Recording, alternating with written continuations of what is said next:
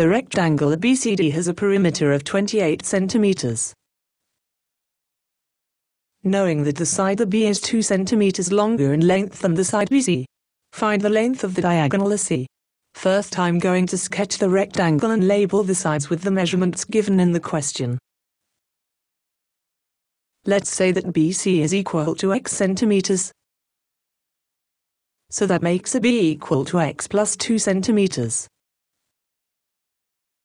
I know that the perimeter is 28 centimeters, so all the side AB to make 28.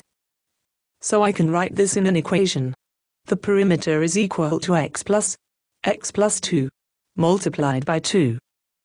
I simplify inside the bracket to give 28 is equal to 2x plus 2 multiplied by 2.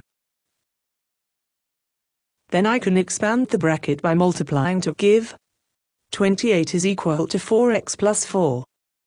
To solve this equation, I need x on its own. So first I'm going to subtract 4 from each side. 28 subtract 4 is equal to 4x plus 4 subtract 4. This gives me 24 is equal to 4x. Next, I need to divide by 4. This gives me x is equal to 6. So the line BC is equal to 6 centimeters, and the line AB is equal to 8 centimeters.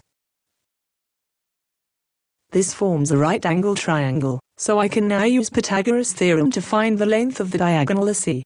AC squared is equal to AB squared and BC squared. I can substitute into this equation to give me AC squared is equal to 8 squared plus 6 squared. This gives me AC squared is equal to 100. To find AC, I need to take the square root of both sides. This gives me the diagonal AC is equal to 10 centimeters.